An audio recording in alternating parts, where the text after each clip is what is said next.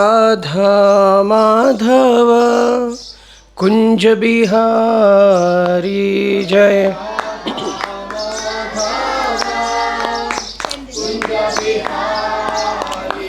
जय राधा माधव कुंज बिहारी राधा।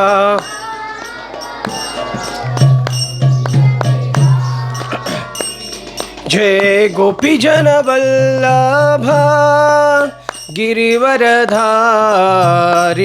जय गोपी जन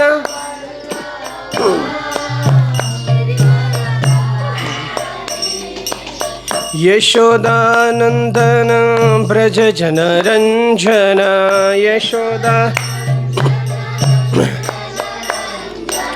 यशोदानंदन ब्रज जन रंजन। यशोदा यमुना तीरावनचारी। यमुना जय राधा माधव कुंज बिहारी। जय राधा बिहार। जय राधा माधव कुंज बिहारी। जय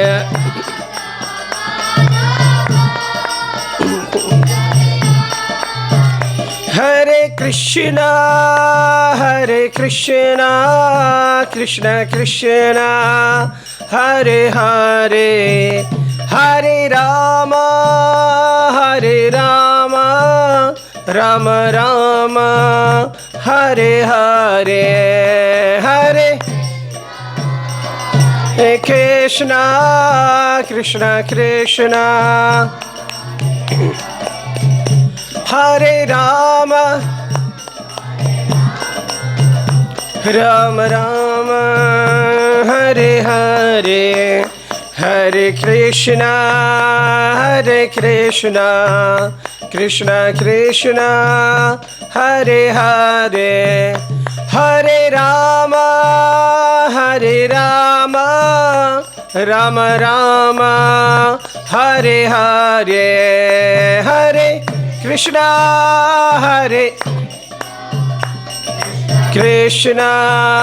हरे हरे।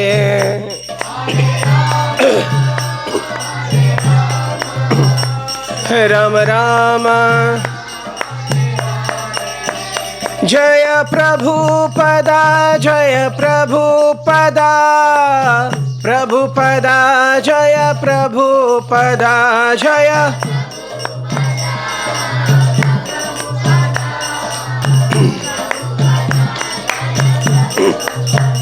हरि बोल हरि बोल हरि बोल हरि बोल। नित्य गौर हरि हरि बोल। शील प्रभुपाद की गौर भक्त वृंद की निताय गौर प्रेमानंदे। ओम नमो भगवते वासुदेवाय। ओम नमो भगवते वासुदेवाय। ओम नमो भगवते वासुदेवाय। नमो ओम विष्णुपादाय कृष्ण प्रेष्ठाय भूतले श्रीमते भक्तिवेदांत स्वामी निति नामिने। नमस्ते सरस्वती देवे गौरवाणी प्रचारिणे निर्विशेष शून्यवादी पाश्चात्य देशतारिणे। जय श्री कृष्ण चैतन्य प्रभु नित्यानंद श्री अद्वैत गदाधर श्रीवासादि गौर भक्त वृंद। हरे कृष्णा कृष्णा कृष्णा हरे हरे हरे राम राम राम हरे हरे। मूकं करोति वाचालं पंगुं लंघयते गिरिं यत्कृपातमहं वन्दे श्रीगुरुदीनतारिणं परमानन्दं श्रीचैतन्येश्वरं। हरे कृष्णा।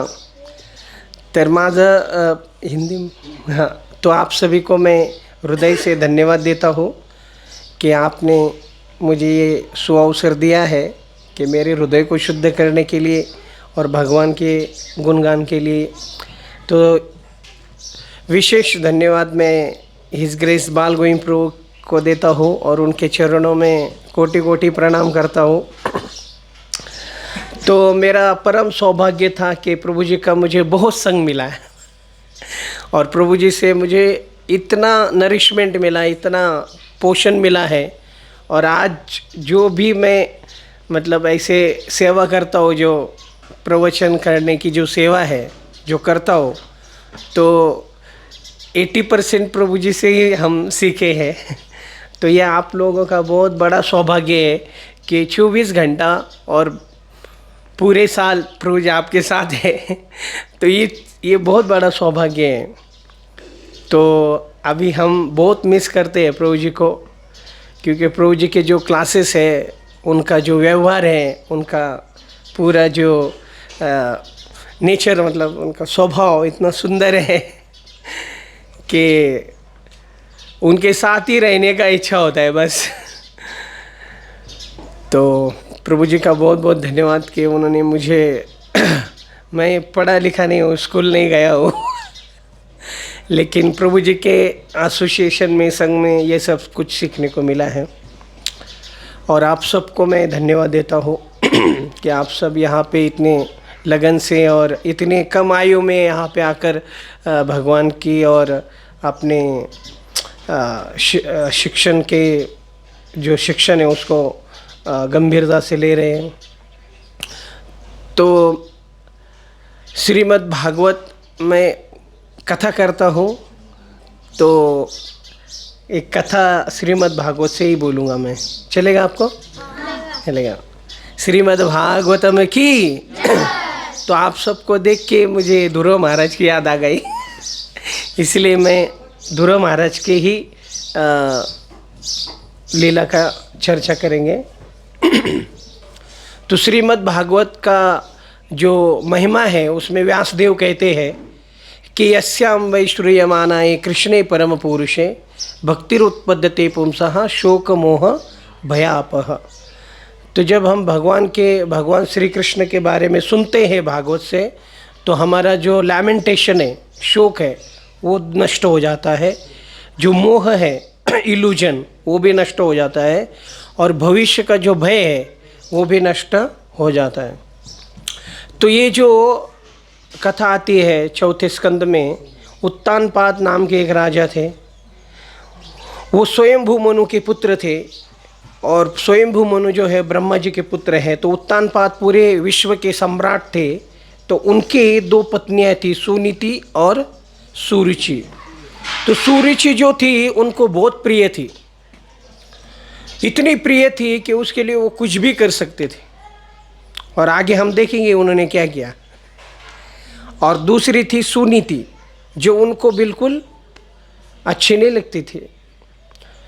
तो ये जो उत्तानपाद राजा है उत्तानपाद, ऐसे एक आचार्य उसके ऊपर कहते हैं कि उत्तानपाद मतलब जिसके पैर ऊपर है, उत्तानपाद जिसके पैर ऊपर है और सर नीचे, उत्तानपाद, पाद मतलब पैर।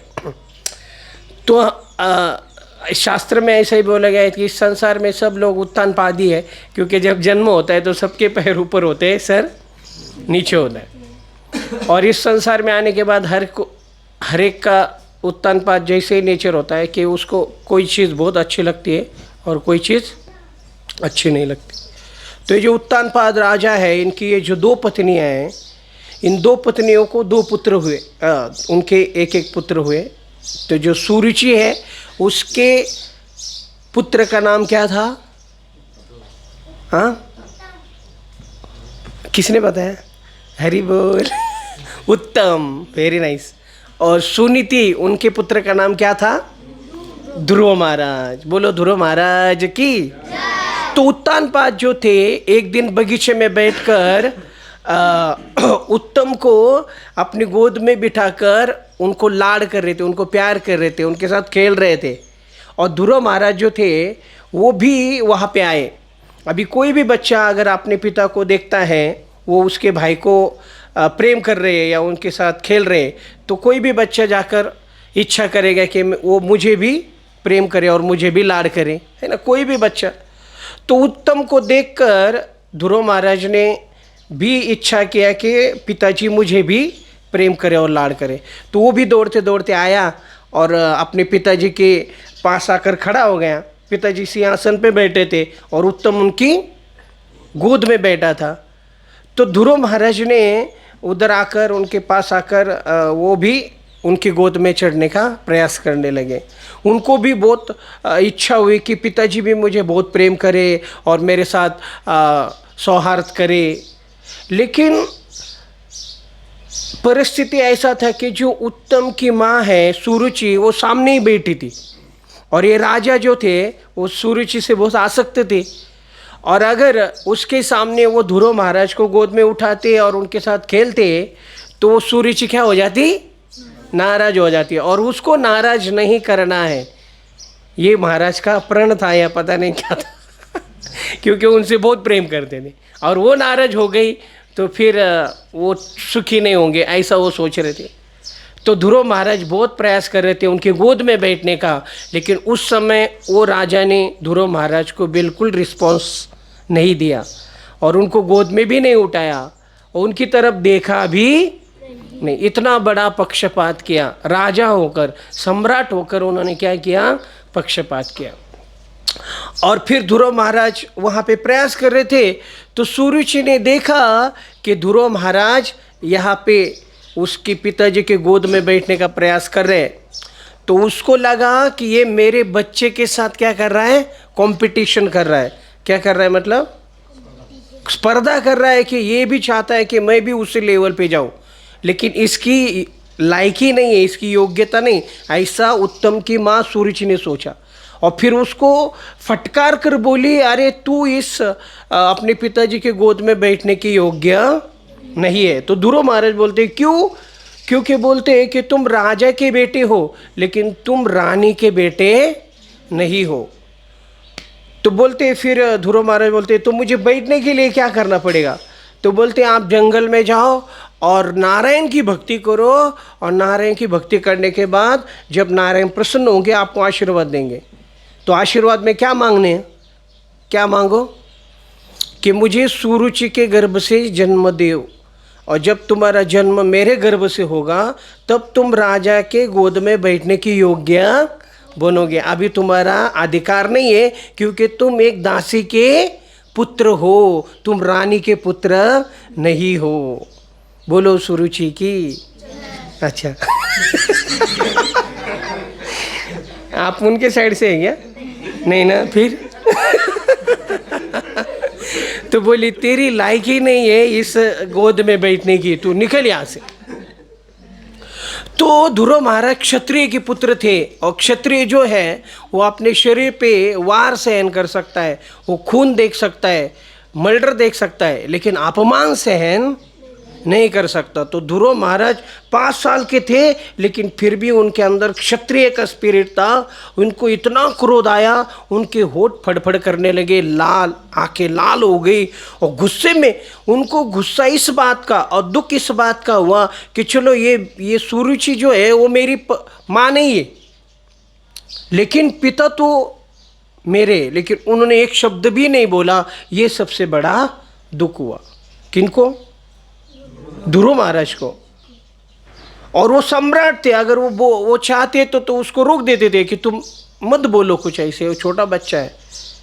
और फिर ध्रुव महाराज वहाँ से रोते रोते चले गए और उधर उनकी माँ को बताया उनके पुरावासियों ने कि देखो ध्रुव आपके बेटे का कितना बड़ा अपमान किया उस आपकी सौतन ने। सौतन समझता है आपको, है ना? तो फिर उन्होंने और बड़ा चढ़ा के बताया। फिर ध्रुव महाराज रोते रोते गए और अपनी माँ की गोद में बैठ गए। तो उन्होंने उनको उठा के लिया। तो वो उस सुरुचि के जो कटु वचन है, इतने कठोर वचन बोली वो तो ध्रुव के मासूम और कोमल हृदय को भेद ही दिए, लेकिन साथ ही साथ सुनीति को भी इतना दुख पहुंचाया कि सुनीति जैसे जंगल में आग लग जाती है और कोई लता जलकर उसके पत्ते बिखर जाते हैं, वैसे सुनीति भी बिखर गई। वो भी इतनी दुखी हो गई, सूख गई वो, उसके आंखों से झरझर आश्रु धारा बहने लगे। और रोते रोते वो ध्रुव महाराज को देखो गोद में उठाकर उन्होंने बहुत सुंदर इंस्ट्रक्शन दिए। इसलिए उनको कहते हैं सुनीति। सुनीति का अर्थ होता है जो सही नीति सिखाती है। तो इतने सुंदर इंस्ट्रक्शन, इतने सुंदर उपदेश दिए हैं, तो इसलिए सुनीति का नाम श्रीमद् भागवतम में आया है। तो माँ ऐसी होनी चाहिए। तो वो पहला बोलती है कि देखो ध्रुवा, जो भी सुरुचि ने बोला है वो सब सत्य है, क्योंकि तुम्हारे पिताजी मुझे अपनी पत्नी तो क्या, मुझे अपना दासी भी स्वीकार करने में उनको लज्जा आती है। तू मेरा दूध पीकर बड़ा हुआ है, इसीलिए उसने जो कुछ कहा है वो सब सत्य है।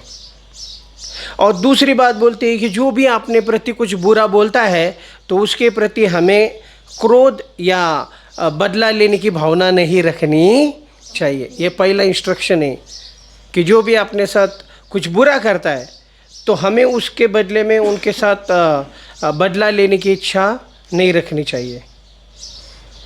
लेकिन सुनीति बोलती है कि उसने एक बहुत अच्छी बात बताई। उन्हें क्या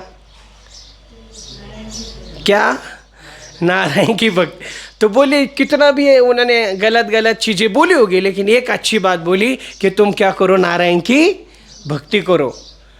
और तुम्हारे जो दादाजी है उन्होंने भी नारायण की भक्ति करके इतना बड़ा पद प्राप्त किया, ब्रह्मा जी। फिर उनके पुत्र स्वयंभू मनु, उन्होंने भी बहुत बड़ा पद प्राप्त किया। तो आपको भी अपने पिताजी के पद चाहिए या उससे भी ऊपर पद चाहिए, तो आप किसकी भक्ति करो, नारायण। तो बोलते हैं नारायण की भक्ति कहाँ करूँ मैं, कहाँ जाना पड़ेगा। तो बोलती जंगल में जाना पड़ेगा।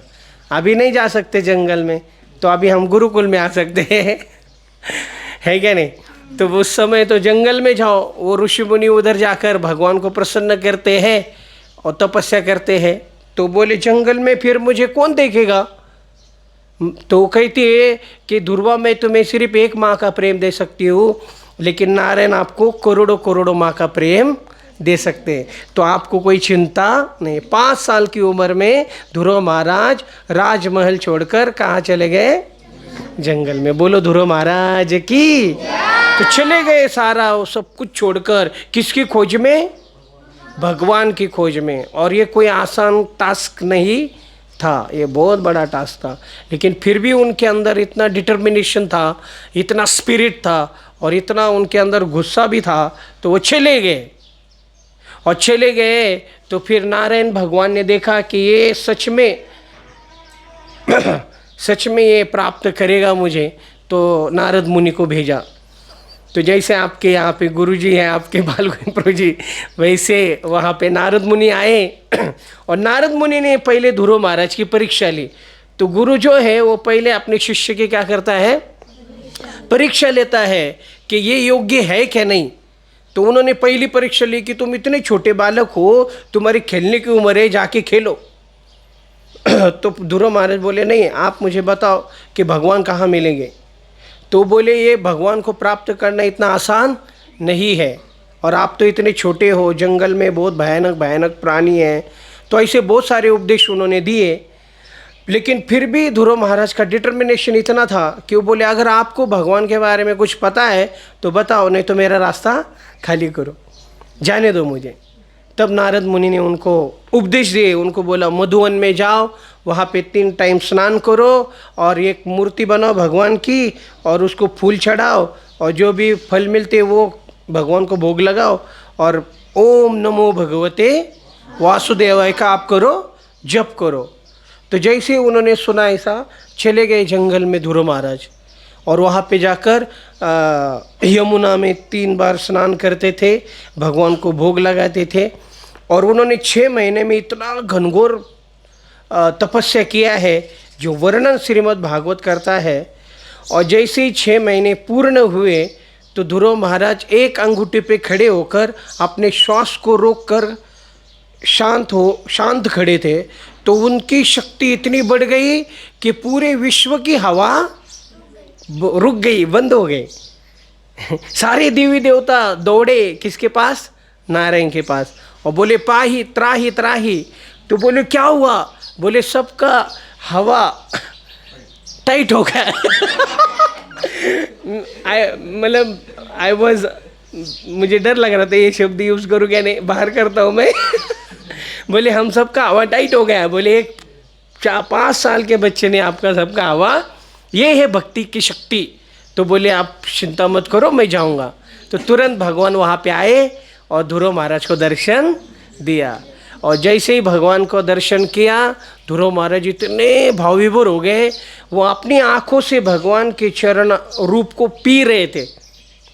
ऐसा लग रहा था कि अपनी जिह्वा से भगवान के शरीर, दिव्य शरीर को चाट रहे, अपने हाथों से भगवान का आलिंगन कर रहे। तो इस तरह से वो बोल नहीं पा रहे थे। उनको बहुत इच्छा थी कि मैं भगवान का क्या करूँ, अभी गुणगान करूँ, उनको प्रार्थना करूँ, लेकिन उनको कुछ आ नहीं रहा था।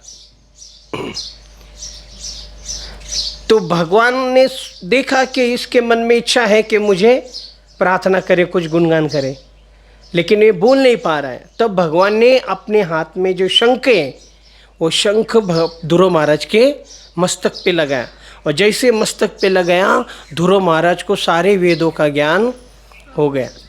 एक बच्चा था, वो भगवान के सामने जाके आधा घंटा खड़ा रहा। कितना? आधा घंटा खड़ा रहा। तो फिर आधा घंटा वो ऐसे खड़ा रहा और बाहर आया। तो फिर एक आदमी ने पूछा, आधा घंटा क्या कर रहा था तो उधर भगवान के सामने? बोले उनको 12 खड़ी सुना के आया हूँ। 12 खड़ी समझते हैं आपको? अब वो पूरी 12 खड़ी समझ, 12 खड़ी सुना के आया। और फिर भगवान को बोला आपको जो भी अच्छा लगता है उसमें से वर्ड शब्द बना के आपके लिए प्रार्थना बना के ले लो। उनको नहीं प्रार्थना आती थी, छोटा बच्चा था ना, तो इसलिए 12 खड़ी सुना के आया। तो ध्रुव महाराज जो थे तो उन्होंने तुरंत वहाँ पे 12 श्लोक बोले। कितने? 12 श्लोक। और 12 श्लोक जो हैं वो श्रीमद् भागवत के सबसे श्रेष्ठ माने गए हैं। वो 12 आदित्यों के जैसे चमक रहे हैं उस भागवतम में। उसमें पहला श्लोक मुझे याद है बस, यो अंत प्रविश्य वचामिमां प्रसुप्ता संजीवयत्यखिल शक्तिधर सुधाम्नः अन्यंच हस्तचरण श्रवणत्वगादीन प्राणान् नमो भगवते पुरुषाय तुभ्यम। तो इस तरह से वो कहते हैं कि आज मेरी वास्तविक शक्ति आपने जागृत कर दी है। अभी तक तो मेरी इंद्रियां सोई हुई थी, भले हम देख रहे, खा रहे, सब कुछ कर रहे, लेकिन वास्तव में जब तक हम भगवान के लिए नहीं करते तब तक हम सोए हुए ही है। हरे कृष्णा कृष्णा कृष्णा हरे हरे, हरे राम राम। तो वास्तव में आज हमारी इंद्रियां क्या हो गई? जागृत हो गई, जब हम भगवान की सेवा में उसको लगाते हैं। तो इस तरह से 12 श्लोक बोलकर भगवान को प्रसन्न कर कर ध्रुव महाराज जब वापस आए तो उत्तानपाद महाराज अपने दोनों रानियों के साथ हाथी पे बैठकर सारे राज्य के लोगों को लेकर ध्रुव महाराज को वेलकम करने के लिए आए। और तब ध्रुव महाराज को उन्होंने पालकी में बिठाकर लेके गए। और ध्रुव महाराज ने सुनीति को माफ़ कर दिया, सुरुचि को माफ़ कर दिया। और इस तरह से फिर वो बड़े हो गए, उत्तम भी बड़े हो गए। ध्रुव महाराज राजा बन गए, उत्तानपाद जंगल में चले गए। और जो उत्तम था ना उनका भाई, वो एक दिन यक्ष ऐसे एक देवता है, यक्ष समझते हो ना? तो यक्ष के साथ उनका युद्ध हुआ और ध्रुव महाराज ने भी उनके साथ युद्ध किया। तो उस युद्ध में उनके भाई की हत्या हुई थी। ध्रुव महाराज ने उनसे बदला लिया और इस तरह से उन्होंने अपना जीवन संपन्न किया। सुरुचि ने जो ध्रुव महाराज का अपमान किया था तो वो भी जंगल में जलकर मर गए। इसलिए हम किसी भक्त का अपराध नहीं करना चाहिए, नहीं तो उसका परिणाम भोगना पड़ता है। और जब वो ध्रुव महाराज वहाँ पे उनका राज्यकाल पूरा हुआ तो उन्होंने उनके पुत्र को राजा बनाकर वो भी बद्रिक आश्रम चले गए और वहाँ पे उन्होंने बहुत सुंदर तपस्या की और अंत में उनको लेने के लिए वैकुंठ से क्या आया, विमान आया। लेकिन वो विमान में बैठने के पहले मृत्यु आया, तो मृत्यु को भी उनके मृत्यु के सर पे पैर रखकर ध्रुव महाराज विमान में बैठ गए। लेकिन विमान में बैठने से पहले, वो वैकुंठ जाने से पहले उन्होंने पूछा कि मेरी माँ का क्या? वो मेरी माँ ने मुझे ये मार्ग दिखाया था भक्ति का, उसका क्या? तो उन्होंने दिखाया कि तुम्हारी माँ पहले ही फ्लाइट में वैकुंठ जा रही, वो दिखाया उनको।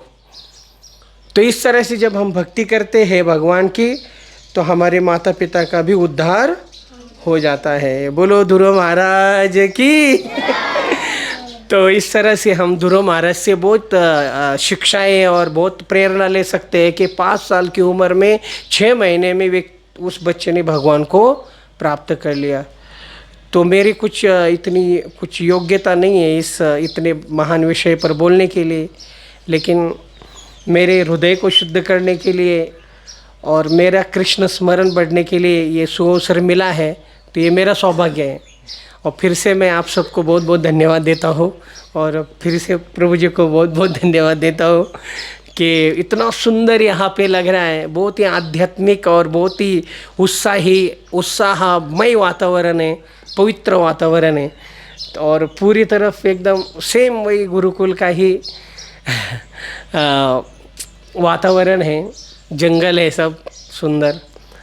तो और आप सब बहुत यहाँ पे खुश हैं, तो मुझे बहुत बड़ा सौभाग्य है मेरा कि आज मुझे यहाँ पे आने का सौभाग्य मिला। हरे कृष्णा। शील प्रभुपाद की, ग्रंथराज श्रीमद् भागवतम की, निताई गौर प्रेमानंदे, हरि हरि बोल। Thank you so much. Hare Krishna. और कोई प्रश्न है? क्या भगवान का पाना इतना कठिन होगा जितना ध्रुव महाराज को? अरे हाँ, सॉरी, बहुत अच्छा क्वेश्चन है। तो ध्रुव महाराज ने बहुत तपस्या किया था 6 महीना, तो कंक्लूजन देना भूल गया। तो ध्रुव महाराज ने 6 महीना बिना कुछ खाए, बिना सोए, पानी भी नहीं पिया, बाद में हवा भी नहीं लिया, तो बहुत कठिन उन्होंने वो किया। लेकिन अभी कलयुग में इतना तपस्या करने की आवश्यकता नहीं। चैतन्य महाप्रभु ने हमारे लिए बहुत आसान कर दिया। केवल हम क्या करेंगे, हरि नाम लेंगे तो हम भगवान को प्राप्त कर सकते हैं। कलयुग में हरे कृष्ण महामंत्र के द्वारा अगर हम 16 माला करते हैं, 4 नियमों का पालन करते हैं, तो हमारे गुरु महाराज कहते हैं कि वो ऐसी ही तपस्या है जैसे ध्रुव महाराज। जय श्री राधा ब्रज बिहारी भगवान। Hare Krishna Krishna Krishna Hare Hare, Hare Ram Ram. Just by chanting हम वही प्राप्त करेंगे जो ध्रुव। भक्ति मैं अभी तक नहीं आया हूँ, ट्राई कर रहा हूँ आने का, लेकिन यहाँ पे जो हूँ अभी वो कैसे आया। तो मैं पहले जिम में जाता था, तो जिम में बहुत जिम करता था, 4-4 घंटा जिम करता था। तो एक व्यक्ति आया, मतलब एक ऐसे हमारे एज के आए, और वो बोले मुझे भी जिम सिखाओ। तो मैं बोला आ जाओ जिम को। तो वो उनको मैं सिखाता था, तो मैं जिम में बहुत फेमस था उधर। तो वो आके सीखते थे मुझसे, बहुत सारे लड़के सीखते थे, तो मैं उनको भी सिखाता। तो वो सैटरडे को नहीं आते थे, तो मैं बोला सैटरडे को क्यों नहीं आते हो? तो बोला मैं हरे कृष्णा सत्संग के जाता हूँ। तो मैं बोला जवान हो के सत्संग करते हो? ये तो बुढ़ापे के काम है सत्संग। फिर हमको बहुत मजाक उड़ाते थे उनका। तो वो फिर जिम होने के बाद हम बाहर बैठते थे, और वो फिर मुझे भक्ति के बारे में बताते थे। वो बोलते थे क्या फ़ायदा है जिम करके, ये शरीर नहीं, हम आत्मा है। तो बोले वो देखो वो कुत्ता भी खा रहा है, तुम भी खा रहे हो, वो भी सो रहा है, तुम भी सो रहे हो, तुम में उसमें क्या अंतर है? तो फिर मेरा दिमाग चलता रहता था कि कुत्ते में और मुझ में क्या अंतर है।